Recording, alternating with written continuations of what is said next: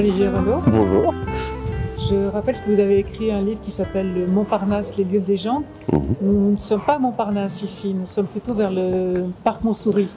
Et à quel endroit exactement? Alors nous sommes Villa Seurat, nous sommes dans le Montparnasse culturel, qui lui dessine un arc de cercle beaucoup plus grand que le Montparnasse administratif. Effectivement, le cœur de Montparnasse, c'est le boulevard avec ses grandes brasseries et les quelques ateliers des rues avoisinantes. Mais vers l'ouest, le quartier culturel vraiment de Montparnasse continue du côté de la Villa Falguière et jusqu'à la Ruche, et vers l'est, jusqu'ici à Montsouris, là où sont venus s'établir des gens comme Braque et Fujita par exemple. Et ici, la Villa Seurat, qui est une des villas mythiques du quartier du Montparnasse culturel, en tout cas du 14e arrondissement, où de nombreux peintres, architectes, sculpteurs sont venus vivre et travailler ici. À l'entrée, montant la garde ici, à l'entrée de cette villa, Salvador Dali a vécu 3 ans ici, avec Gala, dans cette maison qui fait l'angle donc de la rue de la Tombussoire et de la Villa Seurat.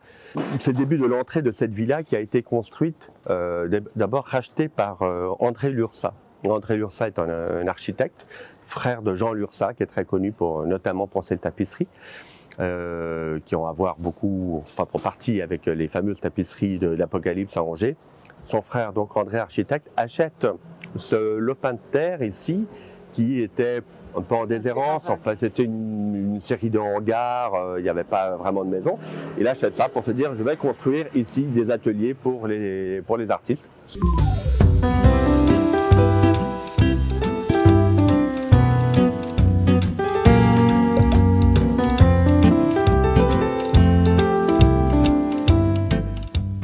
C'est une architecture assez simple qui joue sur des volumes et des plans. Vous voyez que les façades sont presque planes, béton beaucoup, des grandes verrières pour les ateliers parce que ce sont des maisons ateliers. Elles ont été construites pour que les artistes puissent à la fois y vivre et travailler.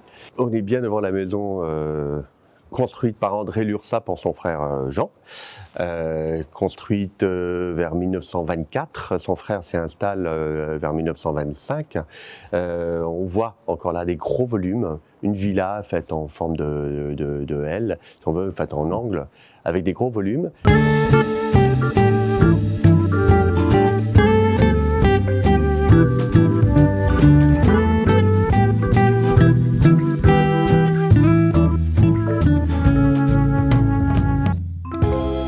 Voilà, on est dans un lieu à la fois très vivant par les plantes, très vivant par l'art et qui joue entre le minéral et le végétal, quoi. Ça donne une belle douceur pour le regard sur ces plans.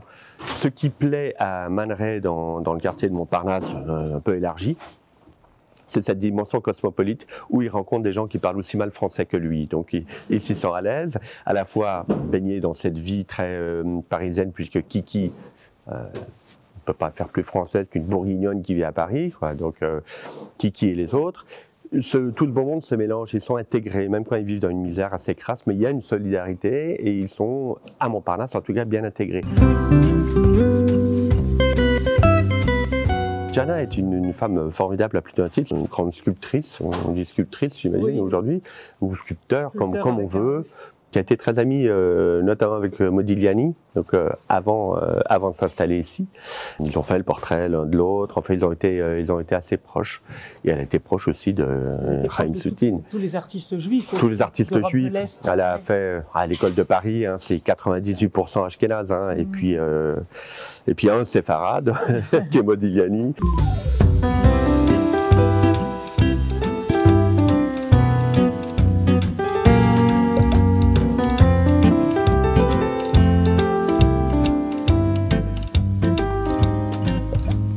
Ici, c'est un quartier où les photographes ont pu se développer sans jeu de mots et développer leur art. On a Brassailles, on a Cartels, on a un peu tout le monde qui vient ici, Capa, enfin bon, c'est un quartier aussi de photographes.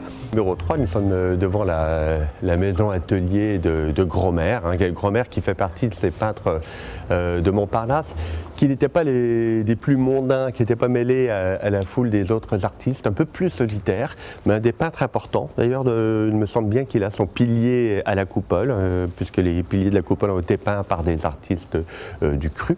Et ici, donc, c'est une très vaste, belle maison-atelier. Vous voyez, béton avec une façade en cintre, comme ça, en plein cintre, des fenêtres bombées, mais des très grands espaces lumineux.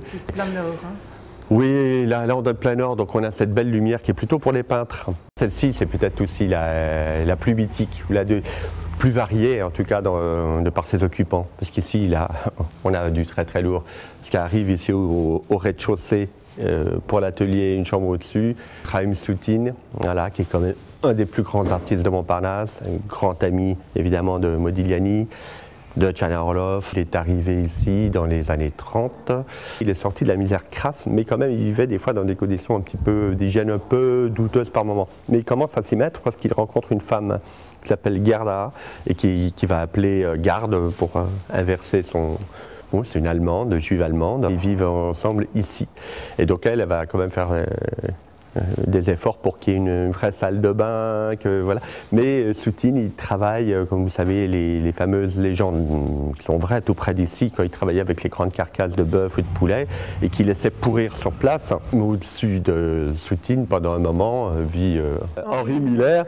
Mais avant Miller, il y a eu Antonin Artaud, qui est là de septembre 33 à septembre 34. Il vit pendant presque un an ici, au-dessus. Il y a Anaïs Nin, qui était une amie d'Artaud à l'époque. Ils sont un peu brouillés par la suite, mais ils ont été très proches pendant un moment. Elle était fascinée par cette figure d'Artaud, qui était quelqu'un d'absolument captivant. Et lui, il est là en 33-34. C'est quand même une grande période pour lui, parce qu'il écrit beaucoup. C'est probablement là qu'il a écrit, ou au moins partie d'Héliogabale, qui est un des livres les plus fulgurants de l'histoire de la littérature française, au moins du XXe siècle, mais quand même. C'est un livre d'une puissance rare. Et il a écrit aussi des textes qui se retrouvent dans le théâtre et son double. Donc on a affaire à une période très vivante d'Artaud, qui fréquente beaucoup les cafés de Montparnasse, il est beaucoup au Dôme, il fréquente beaucoup de gens de l'intelligentsia, il est copain évidemment avec Man Ray, qui fait de lui un très très beau portrait, très troublant, avec une tête de vautour comme ça, mais très beau. Et juste après, c'est Henri Miller qui vient s'installer ici. Il publie Le Tropique du Cancer et il vit ici pendant 3 ans et écrit Le Tropique du Capricorne. Il rencontre plein de gens parce que lui, il a ce côté-là quand même assez vivant. Il tape à la machine à écrire, les gens font la fête chez lui, ça boit beaucoup. Il y a Anaïs Nin évidemment dans le décor et lui continue à écrire. Il met des tas de mots assez rigolos sur sa porte, pas déranger pendant le travail ou de dire je suis parti pour la journée ou pour la quinzaine. Enfin, il met un tas de petits mots comme ça. Voilà, c'est tout un personnage, Henri Miller, qui vit ici.